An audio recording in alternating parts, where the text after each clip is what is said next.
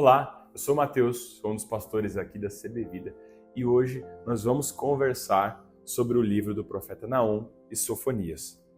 Na sua leitura que você ia realizar durante essa semana, você vai ver 4 livros, mas como ficaria muito grande esse vídeo, nós dividimos então em 2 partes. Então hoje nós vamos conversar sobre Naum e Sofonias e no próximo vídeo que vai sair ainda nessa semana, nós vamos conversar sobre Ageu e Zacarias. Fique aí com a gente.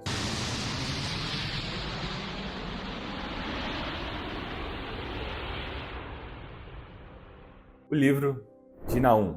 O livro do profeta Naum é esse pequenininho livro profético de uma coleção aqui de poemas anunciando a queda de um dos piores opressores de Israel, o antigo império da Síria e da sua atual capital, Nínive. Os assírios surgiram como um dos primeiros e grandes impérios do mundo antigo e a sua expansão em Israel resultou numa destruição total e o exílio do Reino do Norte e de todas as suas tribos. Os exércitos assírios foram tão violentos e destrutivos em uma escala que o mundo jamais tinha visto e presenciado antes. E assim, Israel e os seus vizinhos estavam aguardando a queda da Síria, que finalmente chegou lá no ano de 612 a.C. Os babilônios se levantaram e começaram uma rebelião que alcançou a cidade de Nínive e derrubou todo o império assírio. O livro abre, aqui no versículo, tanto no primeiro até o versículo 8, com um poema que começa descrevendo muito sobre uma aparência poderosa da manifestação da glória de Deus. É o Criador vindo para confrontar as nações e trazer a sua justiça diante do mal que eles estão aqui apresentando na terra. E esse poema começa citando a famosa linha da autodescrição de Deus após um incidente que aconteceu lá com o bezerro de ouro, lá em Êxodo, no capítulo 34, quando ele diz: o Senhor é tardio em irar-se e ele é grande em poder, ele não vai deixar o mal impune. Do versículo 9 até o versículo 15, o resto do poema vai e volta, tendo esse contraste do destino das nações violentas e opressoras, arrogantes, com o destino do remanescente fiel, o remanescente que se manteve fiel a Deus. Quando Deus derruba todos esses impérios arrogantes e violentos, ele provê refúgio para aqueles que se humilham e que são humildes diante da sua presença. Ora, aqui está algo que realmente é muito interessante. Você pensou que esse livro talvez fosse apenas sobre a Síria, mas Naum, na verdade, não menciona Nínive ou a Síria no capítulo 1. E quando ele descreve essa queda dos bandidos, ele usa essa linguagem de Isaías sobre a queda da Babilônia, que aconteceu muito mais tarde no decorrer de toda a história. E não apenas isso, Naum também ele está descrevendo aqui a queda dos inimigos como uma boa notícia para esse remanescente do povo de Deus. Aqui é uma alusão direta a essas boas novas, essas boas notícias de Isaías sobre a queda da Babilônia. E assim, todos esses pequenos detalhes do capítulo 1 se juntam para criar aqui um ponto-chave nessa história. Perceba que a Bíblia ela não tem essa ordem na construção, aí na sequência dos livros, uma ordem cronológica. Ela vai e volta, e aqui nós estamos vendo outros profetas e outros livros que também estão vivendo no mesmo período, no mesmo momento. Para Naum, a queda de Nínive está sendo apresentada aqui como um exemplo, como uma imagem de como Deus atua, como Deus está lidando com a história, e não só com a história, mas na história das épocas, das eras, como ele não vai permitir que esses impérios violentos e arrogantes durem e se possam permanecer pela terra ou para sempre agindo assim de maneira tão violenta. E assim, a mensagem do livro do profeta Naum é, na verdade, muito parecida com as palavras do profeta Daniel. A Síria está em uma longa linha aqui de impérios violentos ao longo da história que nós estamos fazendo aqui durante essa leitura da Bíblia. Você vai ver a Síria Você vai ver a Babilônia, você vai ter a Pérsia, você vai ter a Grécia e você vai ter lá no final, né, na verdade, durante todos os evangelhos e ao final de todas as cartas de Paulo, até no Apocalipse, você vai ver a manifestação de Roma. E durante, claro, toda a história até chegar os dias de hoje, muitos reinos se levantaram e muitos também caíram. E esse é o destino aqui descrito aqui nesse texto, é o destino de Nínive. É um memorial do compromisso de Deus de derrubar esses impérios violentos e arrogantes de todas as épocas na história. Com essa perspectiva do capítulo de abertura, o livro retorna ao foco na Síria. E assim, aqui no capítulo 2, nós vamos ver a batalha sendo descrevida de Nínive e a queda dessa cidade em estágios progressivos. Vai se desenvolvendo a queda dessa cidade. Então, primeiro nós vemos a linha de frente dos soldados babilônicos e posteriormente nós lemos sobre o ataque dos carros e então o caos na cidade, nas muralhas da cidade, e quando você percebe durante essa leitura, a cidade foi totalmente sitiada, totalmente invadida e destruída. No capítulo 3, vai continuar dizendo e descrevendo os resultados dessa queda e de toda a queda do império, né, falando sobre de uma forma mais macro. Então, Naum começa anunciando uma desgraça sobre a cidade cujos reis a construíram com sangue de pessoas inocentes. É uma imagem de como a Síria foi construída. Ela foi fundada em cima disso, de um sistema que deu sucesso durante muitos anos para a Síria, mas como a base era feita em cima de ações violentas e de sangue de inocentes, Deus não permitiria que isso tivesse sucesso. Essa violência dele semeou as sementes da sua própria destruição e assim a Síria cairá diante da Babilônia. O livro conclui com uma provocação contra esse rei caído da Síria. Às vezes a gente vai vivendo algumas coisas na nossa vida e às vezes nós vamos semeando algumas áreas da nossa vida em detrimento de lesarmos outras pessoas. E isso, historicamente, nós podemos ver no texto bíblico que não funciona. E nós vamos semear, às vezes muitas pessoas semeiam a maldade, nós semeamos isso. Infelizmente, existe uma lei natural e a gente vai colher esse tipo de resultado que nós estamos plantando. Ele está ferido, com uma ferida fatal, falando aqui sobre o rei da Síria, e dentre todas as nações que ele oprimiu uma vez, ninguém de nenhuma dessas nações veio ajudá-lo. Em vez disso, eles cantam e celebram a sua destruição. E assim é que o livro aqui termina. E talvez você, ao final, né, desse livro, você está se perguntando por que ter na Bíblia um livro tão violento, tão sombrio como esse? Embora essa mensagem e a leitura desse livro seja realmente muito dura, é importante ver como a mensagem de Naum aborda os trágicos e perpétuos ciclos de violência e de opressão humana de todas as épocas.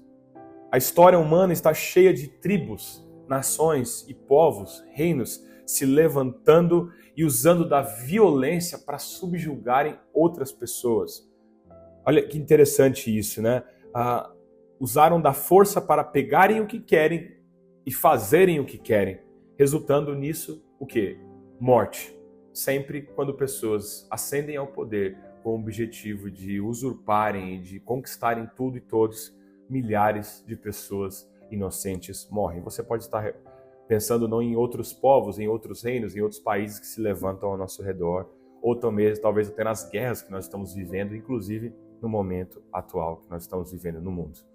E o livro de Naum usa a Síria, aqui no caso, e a Babilônia como esses exemplos para nós, dizendo, né, o quanto Deus, descrevendo, o quanto Deus está entristecido e o quanto isso dói no coração de Deus e o quanto Deus se importa com os inocentes. Nós costumamos dizer, às vezes dizemos que assim, Deus não tem lado. E eu quero dizer que Deus tem lado sim. Deus fica com os inocentes, com as vítimas, com essas pessoas que tiveram seus desejos, suas vidas, os seus direitos violados. E aqui nós vemos que a sua bondade, falando sobre Deus, e a sua justiça obrigam a orquestrar a queda dessas nações opressoras.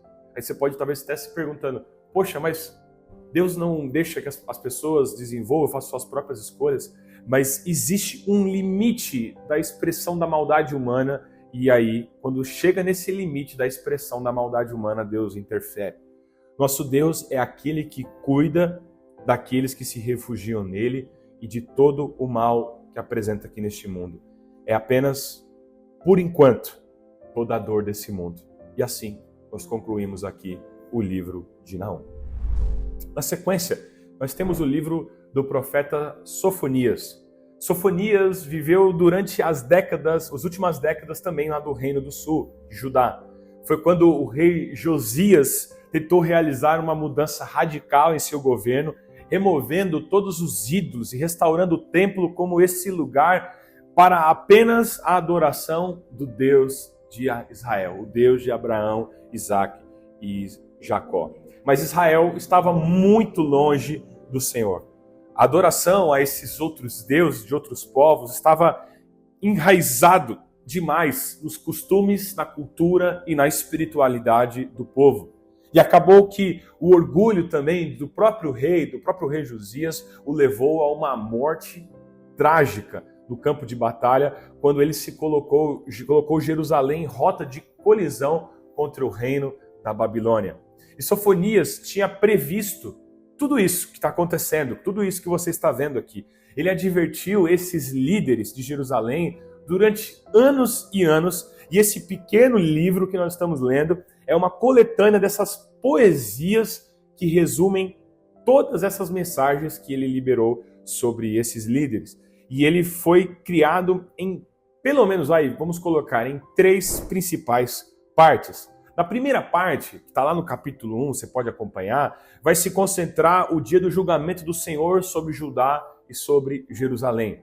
A segunda parte vai estar lá no capítulo 2 e é sobre o dia do julgamento do Senhor sobre as nações ao redor e também para com Jerusalém novamente. E a terceira parte nós vamos encontrar lá no capítulo 3 e vai explorar a esperança que resta para as nações e para Jerusalém do outro lado do julgamento que Deus iria trazer para todo o povo. Então, focando um pouquinho mais agora nas partes, né? A primeira parte começa com essa grande inversão de Gênesis 1. Assim, o mundo bom, perfeito e belo, ordenado de Deus, aquilo que Deus cria no jardim, volta à desordem. Deus sai do caos para a ordem, e aqui nós vemos uma inversão, saindo da ordem para a desordem, as trevas ao caos, tornando-se mais uma vez a terra e o mundo um lugar praticamente inabitável. Seguindo na leitura, você percebe aqui que Sofonias desenvolve todas essas imagens poéticas poderosas para descrever um mundo de Jerusalém como um lugar que está prestes a acabar. Todas as instituições dessa cidade serão destruídas por, claro, principalmente o pecado da idolatria. Eles estavam adorando os deuses dos cananeus. Todos os líderes que instauraram esse ambiente, esse lugar de injustiça, todos os centros econômicos, onde esses empréstimos eram feitos de forma abusiva e todas as trocas e negócios que eram feitos de maneira fraudulenta, que ocorriam às claras, à luz do dia, tudo isso acabará junto com a destruição das muralhas daquela cidade. Tudo vai convergir e vai apontar para um grande exército que está vindo para acabar com a cidade de Jerusalém. É muito interessante, quando a gente para e olha aqui Sofonias, ele nunca mencionou qual exército Deus vai usar para trazer e subjugar a cidade de Jerusalém.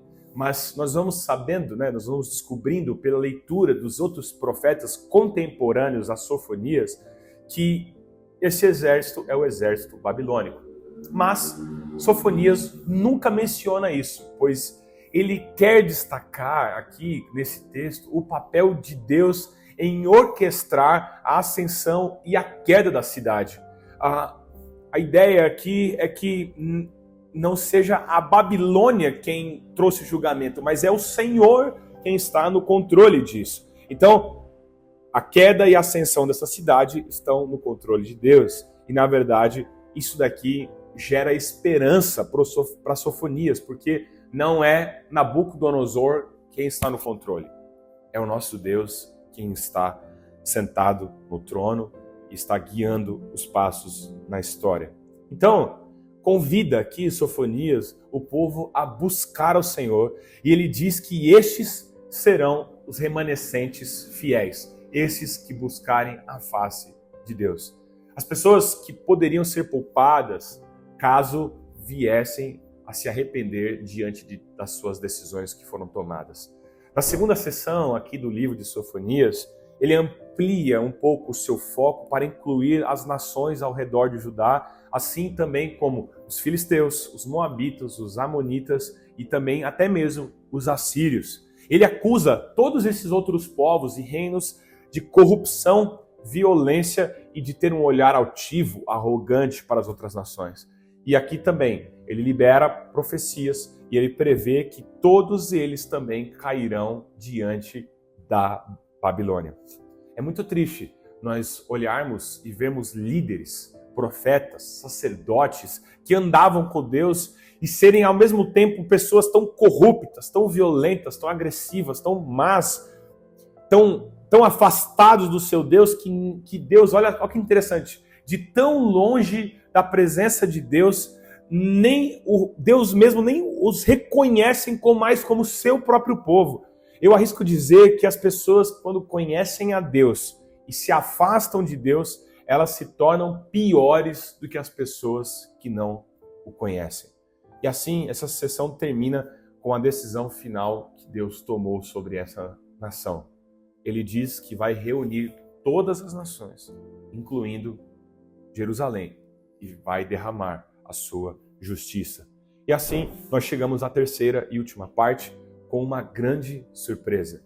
Descobrimos aqui nesse texto, nesse livro, que esse julgamento divino não visa destruir a vida das pessoas. Esse não é o foco, destruição das pessoas. Pelo contrário, o seu propósito, o propósito de Deus aqui é purificar as nações, inclusive a nação de Israel.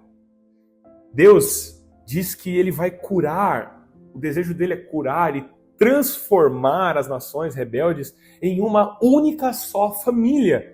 E que depois de serem purificados essas histórias, essas famílias, esses corações, eles vão se desviar desse ambiente de maldade e vão invocar o nome do Senhor.